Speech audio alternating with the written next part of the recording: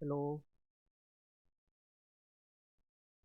मेरे future district collector DSP. आशा करता हूँ आप लोग की तैयारी बहुत ज़ोरों शोरों से चल रही होगी।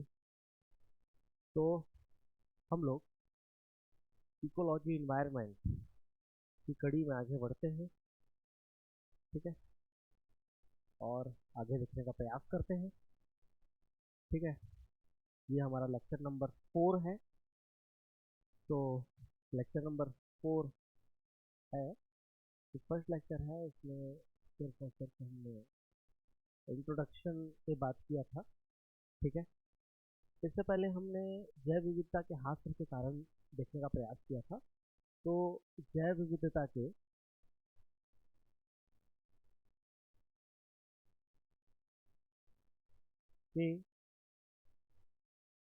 हास्य के कारण,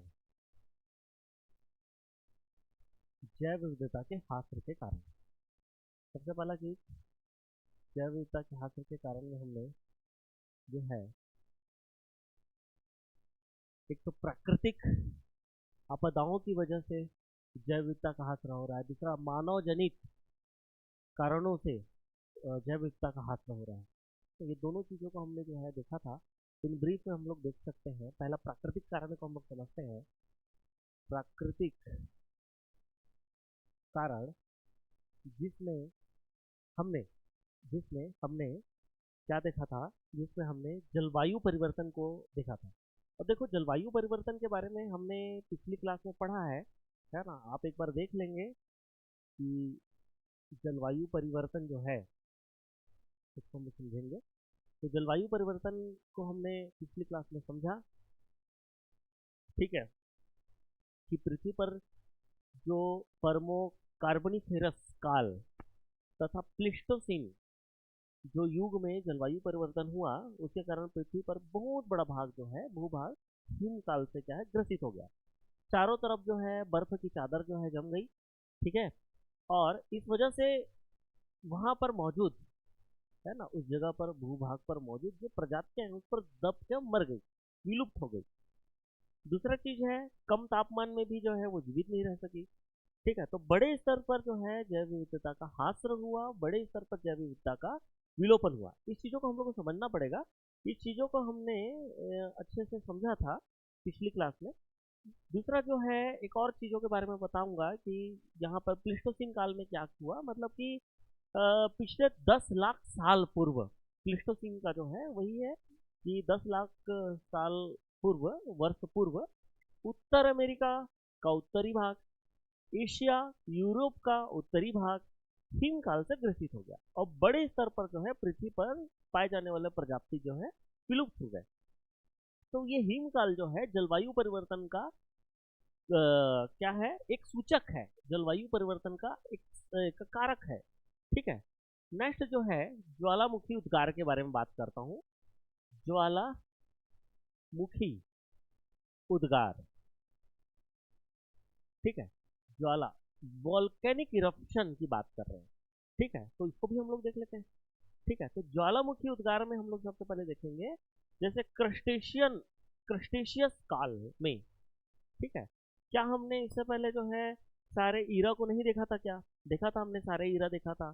ठीक है। ये जो एक ईरा है 540 वर्ष, मिलियन वर्ष पूर्व की बात हो रही है। फिर उसके बाद पैलियोजोइक जो है ईरा है, वो आपका 540 से 250 मिलियन वर्ष पूर्व की बात हो रही है। ठीक है। मीजोजोइक जो है 250 से 65 वर्ष पूर्व, मिलियन वर्ष पूर्व की बात हो रही है। ठीक है। फिर उसके बाद हमने कैम्ब्रियन जो है काल देखा, ऑर्डोविशियन काल देखा, सिलोरियन काल देखा, डिवोनियन काल देखा, कार्बोनिफेरस काल देखा और पर्मियन काल देखा। ठीक है। ये सारी चीजों को हमने देखा था। तो वैसे ही जो है क्रस्टेशियस काल में लगभग 10 मिलियन वर्ष पूर्व विश्व के विभिन्न भागों में, ठीक है, तो अपन इसको लिख भी सकते हैं। तो 10 लाख वर्ष, मिलियन वर्ष पूर्व। ठीक है। कौन सा काल है? क्रस्टेशियस काल। क्रस्टेशियस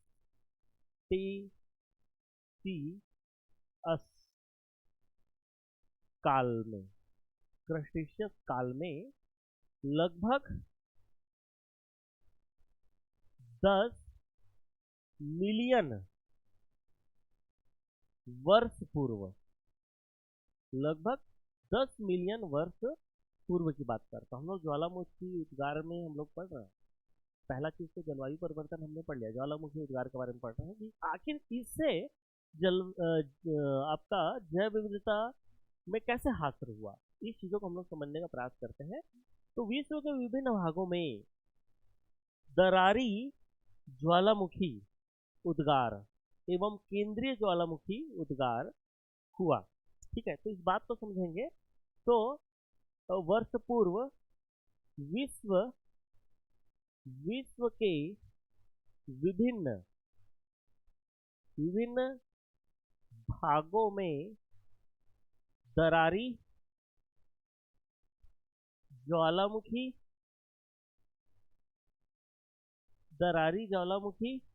तथा केंद्रीय ज्वालामुखी का उद्गार हुआ। क्या लिखेंगे? केंद्रीय ज्वालामुखी का उद्गार हुआ। ठीक है, तथा केंद्रीय ज्वालामुखी का उद्गार हुआ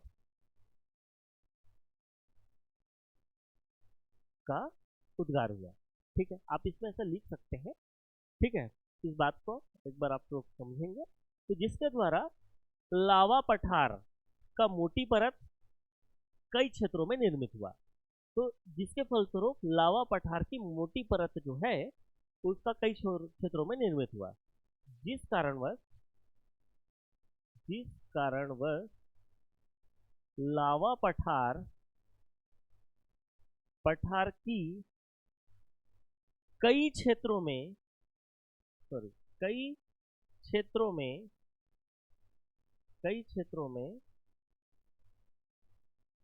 मोटी परत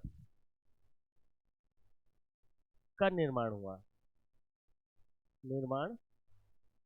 मोटी परत का निर्माण हुआ। ठीक है, पहला चीज हमने ये देख लिया। ठीक है, यहां तक का हो गया।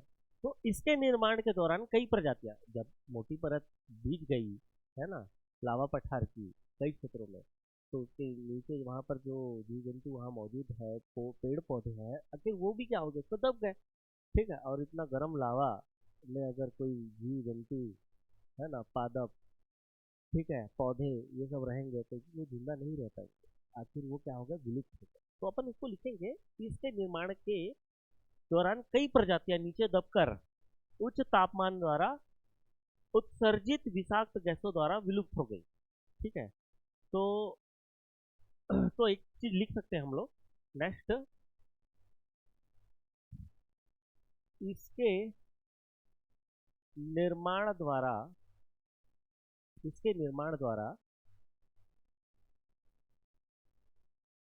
पृथ्वी पर मौजूद कई जीव जंतु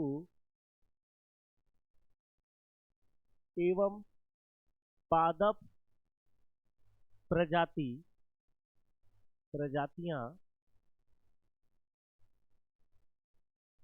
दबकर विलुप्त हो गई,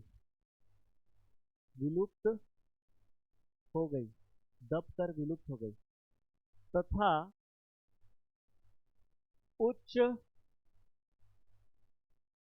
उच्च तापमान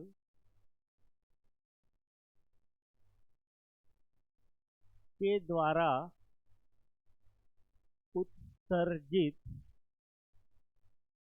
विषाक्त गैसों से कई प्रजातियां मर गई अथवा विलुप्त हो गई। ठीक है, इस बात को समझेंगे। थोड़ा अक्षर आप वो गलत, मतलब अच्छा नहीं लग रहा होगा, ठीक है, लेकिन आप जो है इस चीजों को समझिए कि भैया यहाँ पर हम बोलना क्या चाह रहे हैं। ठीक है, नेक्स्ट जो है, नेक्स्ट प्राकृतिक कारण क्या हो सकता है, बड़े स्तर पर सूखा और उल्का पिंडों का टकराव। तो हम लोग लिखते हैं उल्का पिंडों का टकराव, हम लोग देखते हैं उल्का पिंडों का टकराव ना नेक्स्ट, है ना। जैसे यहाँ पर हम लोग देखेंगे कि तीसरा कारण जो है उल्का पिंडों का टकराव, उल्का पिंडों का टकराव, ठीक है। अब उल्का पिंडों का टकराव को हम लोग यहाँ पर देखते हैं, ठीक है। उल्का पिंडों का टकराव, ठीक है। अक्षर अच्छा नहीं बन रहा है, मैं इसके लिए माफ़ी चाहूँगा, लेकिन आप चीज़ें समझिए। क्लासेस हमारी जो है थोड़ी फ्रिक्वेंटली नहीं हो पा रही है, उसके लिए मैं क्षमा चाहूँगा, लेकिन क्वेश्चंस मैं आपको पूरा करवाऊँगा इससे रिलेटेड। अभी हम लोग जो है कम से कम 10 से 12 लेक्चर हम लोग देख लेते हैं, उसके बाद जो है क्वेश्चंस आपको, अभी देखो कम से कम 10 से 12 लेक्चर हो जाने दीजिए, उसके बाद जो है आप क्वेश्चंस करिए, ठीक है। चलिए क्वेश्चन तो हम लोग ऑनलाइन करवाएंगे, ठीक है। तो ये भी क्रस्टेशियस काल के अंतिम समय पर लगभग 65 मिलियन वर्ष पूर्व, ठीक है, 10 किलोमीटर व्यास वाला एक वृहत उल्कापिंड पृथ्वी से मैक्सिको क्षेत्र के अंतर्गत, ठीक है, युकाटन प्रायद्वीप से आकर टकराया, ठीक है। समझिए क्या बोलना चाह रहा है। क्रस्टेशियन काल के अंतिम समय पर मतलब लगभग 65 मिलियन वर्ष पूर्व की बात करता हूँ, 10 किलोमीटर व्यास वाला, कितना 10 किलोमीटर व्यास वाला एक वृहद उल्कापिंड पृथ्वी से, पृथ्वी के मैक्सिको क्षेत्र के अंतर्गत युकाटन प्रायद्वीप से आकर टकराया, ठीक है। टकराने की वजह से लगभग 200 मीटर व्यास वाले क्षेत्र में बहुत बड़ा गड्ढा हो गया। कितना 200 मीटर व्यास वाले क्षेत्र में बहुत बड़ा गड्ढा हो गया, और ट्रिलियन टन धूल राशि वायुमंडल में जैसे गिरा, तो ट्रिलियन टन जो है धूल जो है वायुमंडल में उड़कर पूर्ण रूप से पृथ्वी के चारों ओर एक आवरण तैयार कर दिया। जैसे धूल उड़ा तो चारों ओर जो है एक आवरण बना दिया, धूल का आवरण बना दिया, ठीक है। इस आवरण की वजह से सूर्य ताप पृथ्वी पर लंबे काल तक नहीं पहुंच पाया, मतलब सूर्य की जो किरणें हैं लंबे समय तक नहीं पहुंच पाई, ठीक है। और पृथ्वी के बड़े भूभाग पर इस कारण शीतकाल का प्रादुर्भाव हुआ। मतलब भैया वहां पर जो है जो सूर्य की किरणें ही नहीं पहुंच पाई, तो क्या होगा, एरिया कैसा होगा, ठंडा हो जाएगा, पृथ्वी कैसी ठंडी हो जाएगी। असंख्य प्रजातियां पृथ्वी पर विलुप्त हो गई, मुख्यतः डायनासोर की प्रजातियां के साथ साथ कुल 50% प्रजातियों का जैव विविधता विलुप्त हो गया, ठीक है। तो ऐसे छोटे छोटे एक अपन जो है ऐसे बना सकते हैं हम लोग। देखो ये सब लिखने में हमको अच्छा रहेगा, यहाँ से हम लोग अच्छा लिख सकते हैं, ठीक है। तो ये देखिए अभी हमने क्या बोला, तो क्रस्टेशियन सियस काल के अंतिम दौर पर लगभग 65 मिलियन वर्ष पूर्व, 65 मिलियन वर्ष पूर्व 10 किलोमीटर व्यास वाले उल्कापिंड पृथ्वी के मैक्सिको क्षेत्र के युकाटन, है ना, यही क्षेत्र था, युकाटन प्रायद्वीप से आकर टकराया, युकाटन प्रायद्वीप से आकर टकराया, ठीक है। पहला पॉइंट तो हमने ये लिख लिया, ठीक है, आके टकरा गया, ठीक है, मैक्सिको के युकाटन प्रायद्वीप से आकर टकरा गया, ठीक है। नेक्स्ट हम लोग देखते हैं टकराने की वजह से लगभग 200 मीटर व्यास वाला, है ना, क्षेत्र में बहुत बड़ा, 200 मीटर व्यास वाले क्षेत्र में बहुत बड़ा गड्ढा हो गया।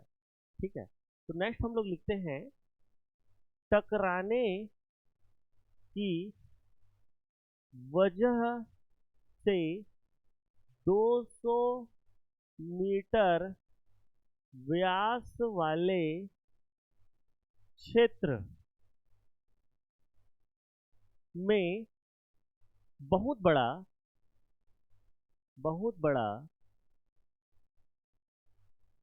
गड्ढा हो गया, बहुत बड़ा गड्ढा हो गया। ठीक है, भयंकर बड़ा गड्ढा हो गया। अब देखो, गड्ढा हुआ उसके बाद जो है धूल भी उड़ी, तो ट्रिलियन टन धूल वायुमंडल में उड़कर पूर्ण रूप से पृथ्वी के चारों ओर एक आवरण तैयार कर दिया। ठीक है, तो अपन ऐसे लिखेंगे इसको, ट्रिलियन टन धूल वायुमंडल में उड़कर पूर्ण रूप से पृथ्वी के चारों एक आवरण बना दिया। ठीक है, जिसके पश्चात ठीक है, देखो हिंदी मीडियम में सोर्स नहीं मिलता भाई, आप लोग जो है इस चीज़ों को समझिए। ठीक है, हिंदी मीडियम में आपको सोर्स नहीं मिलता। ठीक है, मैं आपको लिखा रहा हूँ, ये आपको मेंस में भी काम आएगा, आप ऐसे लिखेंगे आपको मेंस में भी काम आएगा ये।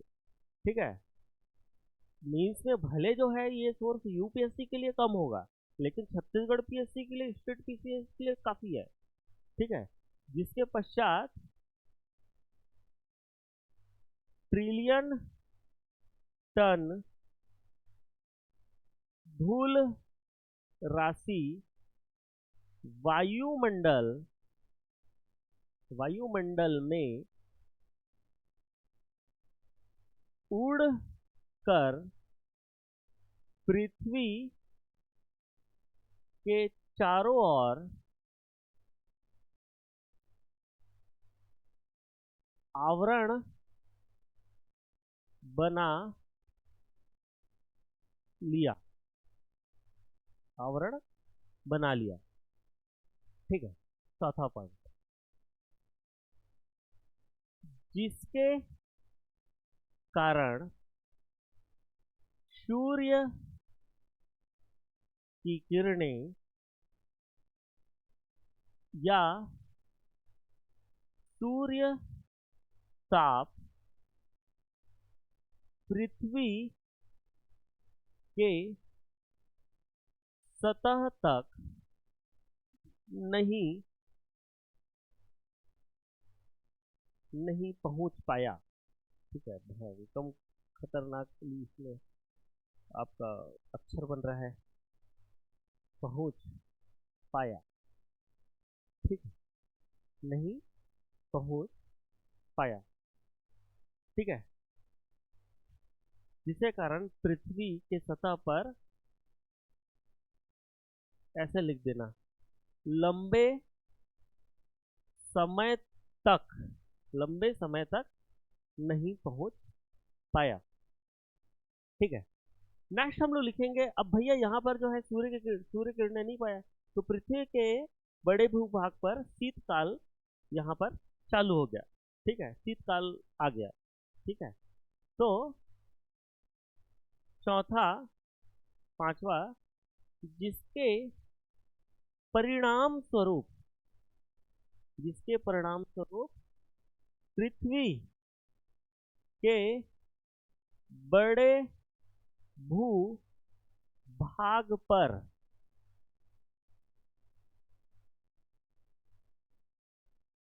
शीतकाल का प्रारंभ हुआ। शीतकाल का प्रारंभ हुआ। ठीक है, अब शीतकाल आ गया तो क्या हुआ, वहां पर असंख्य प्रजाति पृथ्वी पर विलुप्त हो गई। मुख्यतः डायनासोर के प्रजातियों के साथ साथ 50% प्रजातियां जो है कि जैव विविधता विलुप्त हो गई। ठीक है, तो नेक्स्ट हम लोग लिखेंगे, नेक्स्ट शॉर्ट ऑफ है। ठीक है,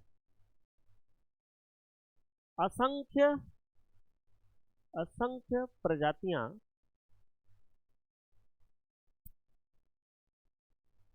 पृथ्वी पर से विलुप्त हो गई, पृथ्वी पर से विलुप्त हो गई। ठीक है, विलुप्त हो गई। डायनासोर की प्रजातियों के साथ साथ प्रजातियों के साथ साथ 50% से अधिक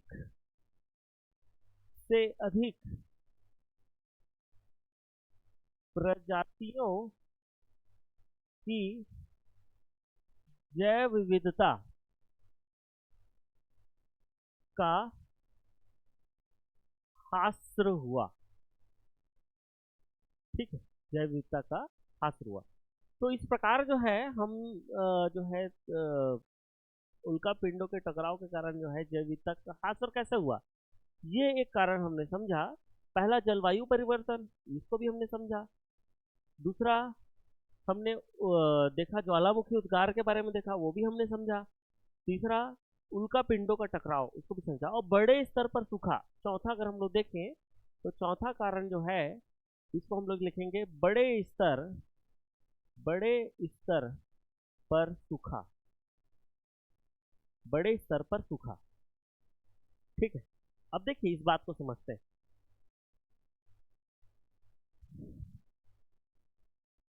तो यहाँ पर हम लोग एक चीज समझते हैं, सबसे बड़े इस चीजों को थोड़ा समझने का प्रयास करते हैं ना। ठीक है, सबसे पहला, यदि बड़े स्तर पर सूखा की जानकारी लेना हो, बड़े स्तर पर सूखा अगर हुआ है कि नहीं हुआ है ना, वहां पर सूखा ग्रस्त हुआ था कि इलाका, ये इस चीजों की जानकारी लेना है तो काष्ठ असलाकृति है ना, एक महत्वपूर्ण सूचक है। अब मैं बताऊंगा काष्ठ असलाकृति क्या है। ठीक है, तो यहां पर हम लोग जो है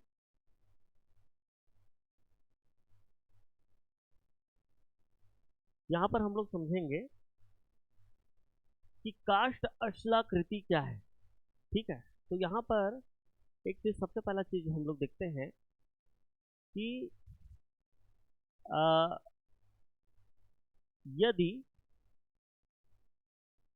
पृथ्वी पर बड़े स्तर पर बड़े स्तर पर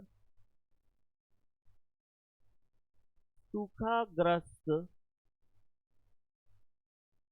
क्षेत्र के बारे में पता लगाना हो तो काष्ठ असलाकृति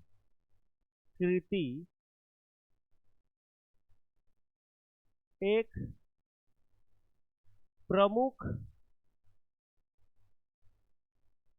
सूचक है, एक प्रमुख सूचक है, यह मुख्य सूचक है। ठीक है,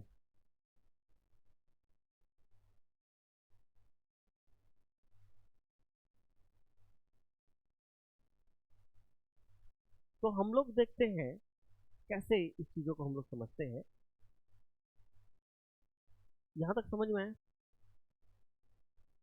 कि अगर जैसे जल है, इसके साथ कार्बन डाइऑक्साइड मिलता है, क्या बनता है, H3CO3 कार्बनिक अम्ल बनता है।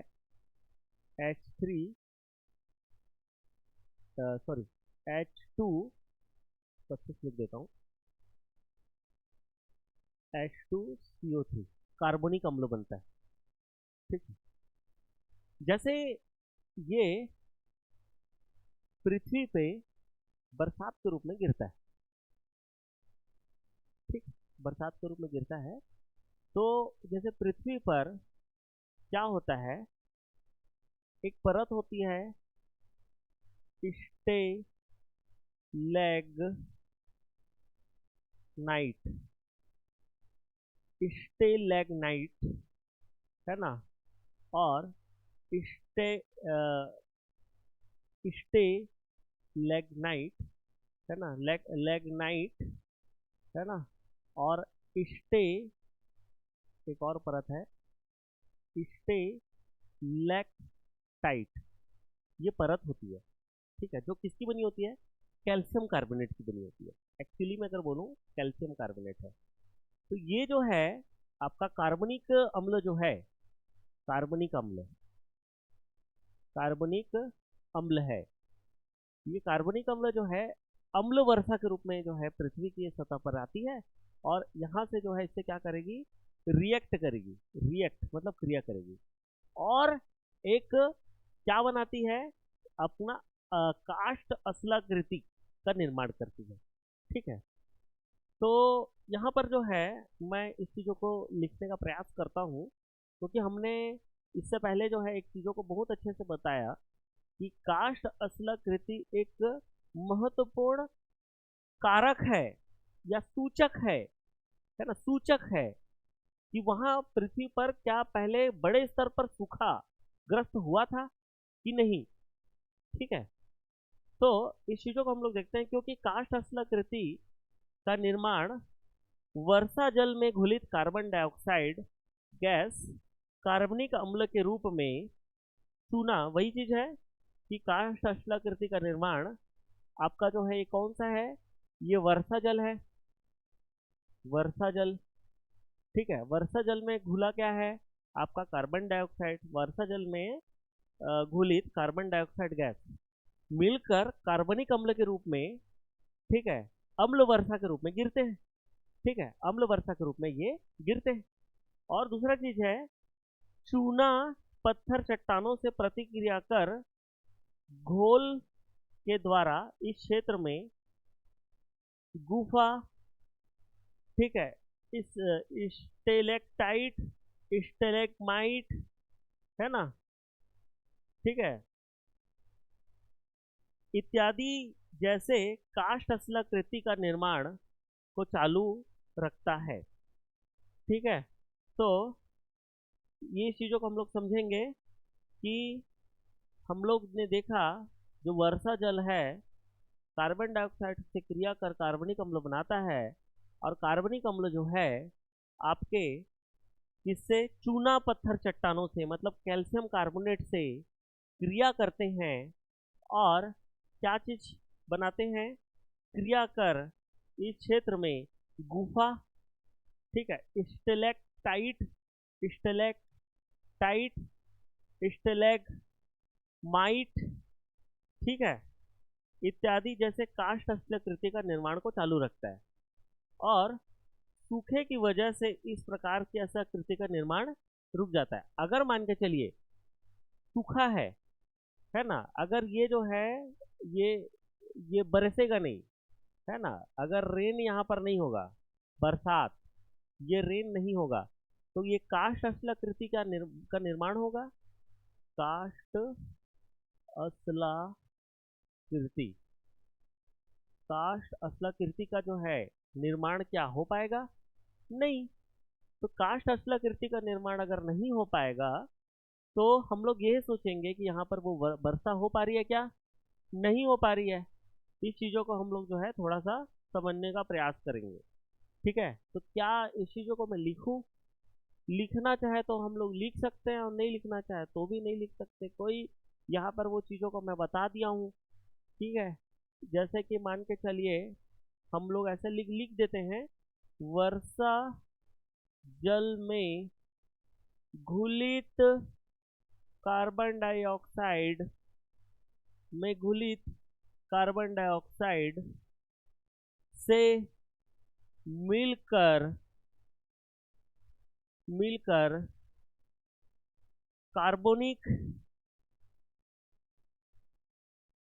अम्ल का निर्माण होता है, तथा यह अम्ल वर्षा या वर्षा के रूप में पृथ्वी के चूना पृथ्वी के चूना पत्थर चट्टानों से क्रिया कर गुफा, देखो गुफा का निर्माण कैसे हो रहा है, यही सब चीज है। गुफा stay lake tight stay leg might इत्यादि का निर्माण होता है।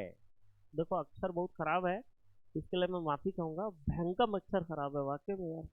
ठीक है, तो क्या कर सकते हैं। तो का निर्माण होता है ना, निर्माण होता है या चालू रहता है, चालू रहता है। ठीक है, आगे लिखो। ठीक है, अगर बरसात नहीं हो रहा है, सूखा है, तो इस कारण स्थलाकृतियों का निर्माण रुक जाता है। यदि नेक्स्ट, यदि सूखा होने की स्थिति में की स्थिति में काष्ठ स्थलाकृतियों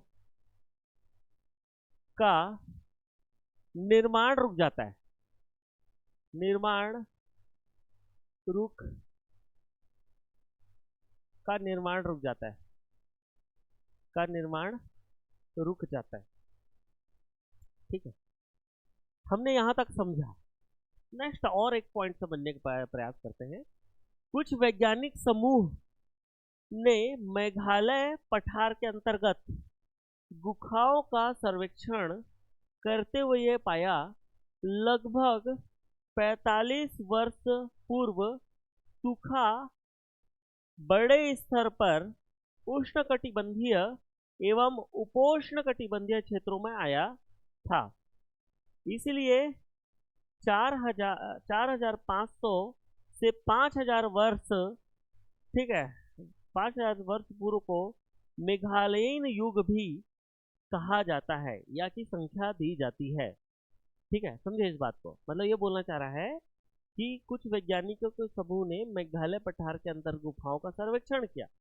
सर्वेक्षण करते हुए इन्होंने पाया लगभग 45 वर्ष पूर्व, है ना, 45 मिलियन वर्ष पूर्व, सॉरी 45 मिलियन वर्ष पूर्व सूखा बड़े स्तर पर उष्णकटिबंधीय और उपोष्णकटिबंधीय क्षेत्रों में आया था, उष्णकटिबंधीय उपोष्णकटिबंधीय क्षेत्रों में आया था। इसलिए 4500 से 5,000 वर्ष पूर्व को मेघालयीन युग की संख्या दी जाती है, जिसके दौरान कई सभ्यता जैसे मिस्र की सभ्यता, मेसोपोटामिया, ईरान, हड़प्पा इत्यादि का बड़े स्तर पर पलायन दूसरी क्षेत्र में हुआ था। ठीक है, तथा इस काल में बड़े स्तर पर जैव विविधता का ह्रास एवं विलोपन हुआ। ठीक है, समझेंगे इस बात को, इस बात को मैं लिख देते हैं, हम लोग लिखकर इसको देखते हैं। कुछ वैज्ञानिकों के समूह के द्वारा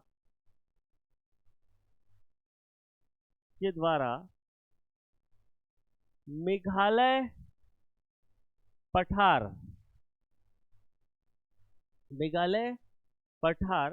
के अंतर्गत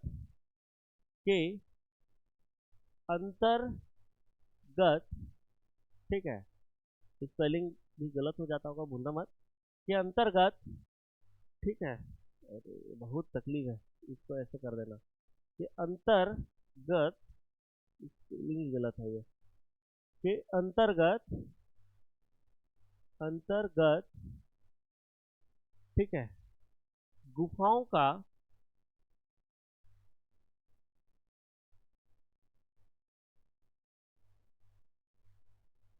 का सर्वेक्षण किया।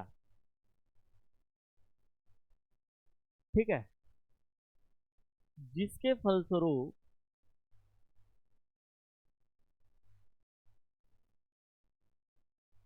45 मिलियन वर्ष पूर्व 45 मिलियन वर्ष पूर्व बड़े स्तर पर सूखा ग्रस्त होने का पता चला।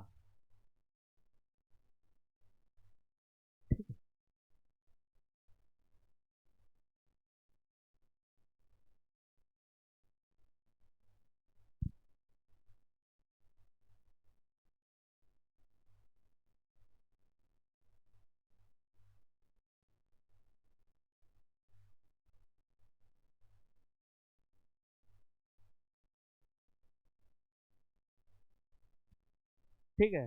बड़े स्तर पर सूखा होने का पता चला। ठीक है। और ये उष्ण कटिबंधीय उपोष्ण कटिबंधीय क्षेत्रों में, ठीक है,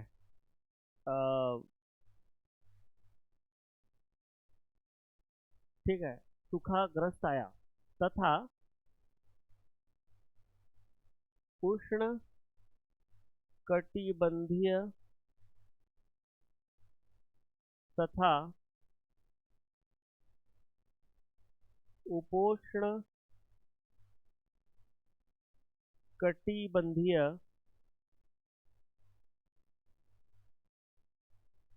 क्षेत्रों में बड़े स्तर पर सूखाग्रस्त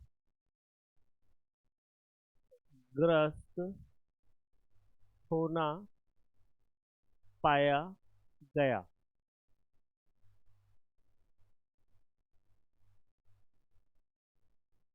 तथा 4500 से 5000 वर्ष पूर्व 4500 से 5000 वर्ष पूर्व को मेघालयीन,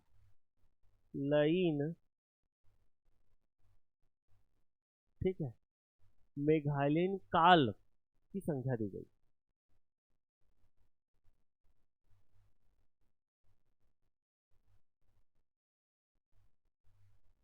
ये संख्या दी गई। ठीक है। चलो, यहां तक हो गया।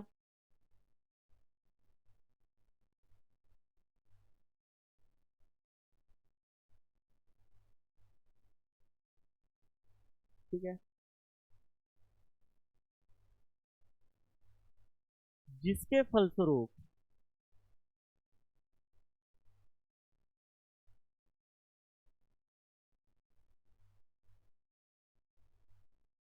फलस्वरूप जैसे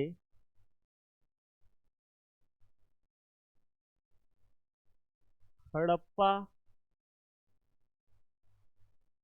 की सभ्यता,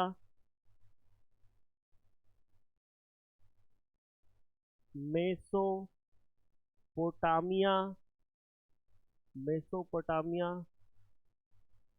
ठीक है, और सिंध या मिस्र की सभ्यता, ईरान, ठीक है, ईरान,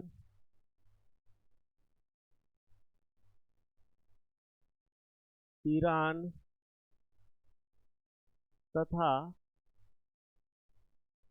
मिस्र की सभ्यता का बड़े स्तर पर पलायन दूसरे क्षेत्र में हुआ, दूसरे क्षेत्र में हुआ। ठीक है, इस कारण बड़े स्तर पर जैव विविधता का ह्रास एवं विलोपन हुआ। इस कारण वह बड़े स्तर पर जैव विविधता का ह्रास तथा विलोपन हुआ।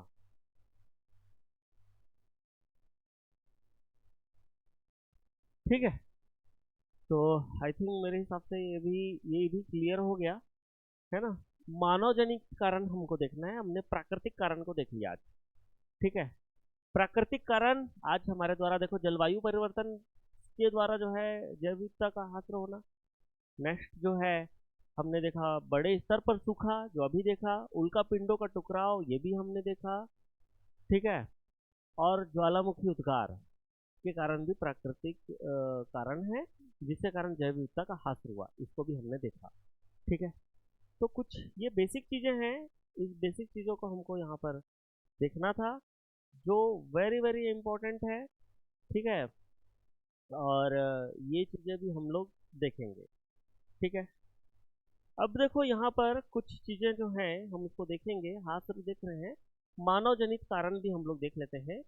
ठीक है, तो क्या आप लोग जो है अभी पढ़ने के इच्छुक हैं, ये आगे का भी हम लोग इसको देख लेते हैं, या फिर आगे जो है कल हम लोग इस चीज़ को देख लेंगे। ठीक है, तो मानव जनित कारण भी जो है very very IMP evil quadrate के नाम से क्वेश्चंस आता है।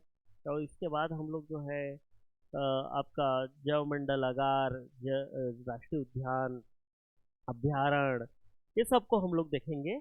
तो इस चीज़ के लिए डोंट वरी, हम लोग जो है इस चीज़ों को हम लोग देखने का प्रयास करेंगे। ठीक है, ऐसा नहीं है कि हम जो है इसको नहीं देखेंगे, ऐसा किसी भी प्रकार का जो है हमारे द्वारा जो है ये चीज़ नहीं रहेगा कि हम इसको पूरा करवा के आपको भेजेंगे। ठीक है, तो लेवल ऑफ बायोडाइवर्सिटी या टाइप ऑफ बायोडाइवर्सिटी, बायोडाइवर्सिटी है ना, number of species on the earth या ग्लोबल स्पीसीज डाइवर्सिटी, इसको हमने देख लिया। ठीक है, फिर उसके बाद हमने जो है लॉस ऑफ डाइवर्सिटीज को हमने देखा, बायोडाइवर्सिटीज को हमने देखा। ठीक है, तो ऐसे कुछ कुछ चीज़ें हैं, इसको हमको देखते हुए आगे बढ़ना है। ठीक है, चलिए अब देखिए, क्या आप लोग जो है इसके बाद ये पढ़ना चाहते हैं? एक मिनट।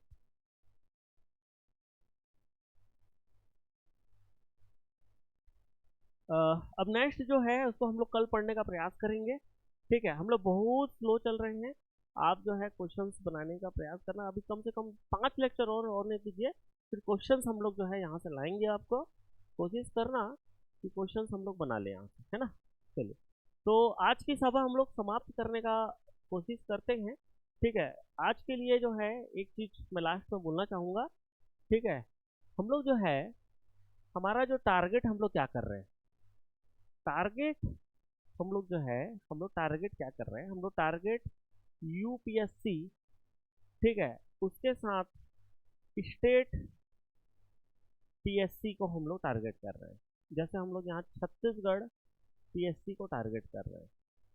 ठीक है, अब देखिए कई लोगों का ये है कि इकोलॉजी इन्वायरमेंट जो है, अगर हम लोग देखें, जैसे छत्तीसगढ़ पीएससी में इकोलॉजी इन्वायरमेंट ही पढ़ते रह जाते हैं। ठीक है, तो इस पर इतना ज़्यादा जो है आप फोकस करेंगे, लेकिन एक सरसरी नज़र में आप जो है इस चीज़ों को निकाल दें। ठीक है, और नंबर ऑफ क्वेश्चन आप ज़्यादा से ज़्यादा करिए। ठीक है, क्योंकि छत्तीसगढ़ पीएससी की बात करूँगा तो स्टैटिक प्लस करंट, ठीक है, स्टैटिक पोर्शन जो है पूछे जाते हैं, सबसे ज़्यादा पूछे जाते हैं छत्तीसगढ़ पीएससी में, फिर करंट के भी पूछे जाते हैं। अब अगर यूपीएससी की बात करूं तो स्टैटिक जो पोर्शन है ना, जो स्टैटिक पोर्शन है, स्टैटिक पोर्शन की अगर मैं बात करता हूं, ये जो है बहुत कम पूछे जाते हैं। उससे उल्टा है यहाँ पर, करंट अफेयर के क्वेश्चन जो है, अफेयर्स के जो क्वेश्चन हैं वो ज्यादा क्वेश्चन पूछे जाते हैं। ठीक है, तो यूपीएससी के करंट अफेयर के भी क्वेश्चंस मेरे द्वारा करवा दिया जाएगा। ठीक है, पहले क्या हम लोग थोड़ा सा बेस बनाते हैं, क्या है कि क्लासेस जो है बहुत यहाँ पर जो है कंटिन्यूटी पे नहीं हो पा रही है, इस चीज़ों को हम जो समझते हैं, किसी कारणवश जो है हम क्लास नहीं ले पा रहे हैं। ठीक है, आपका जो है इकोलॉजी इन्वायरमेंट जो है ना, इकोलॉजी एंड इन्वायरमेंट, जो इकोलॉजी और इन्वायरमेंट की अगर मैं बात करूं तो यूपीएससी में करंट अफेयर है ना से ज्यादा क्वेश्चंस पूछे जाते हैं। और एक और चीज है कि इसका वेटेज अच्छा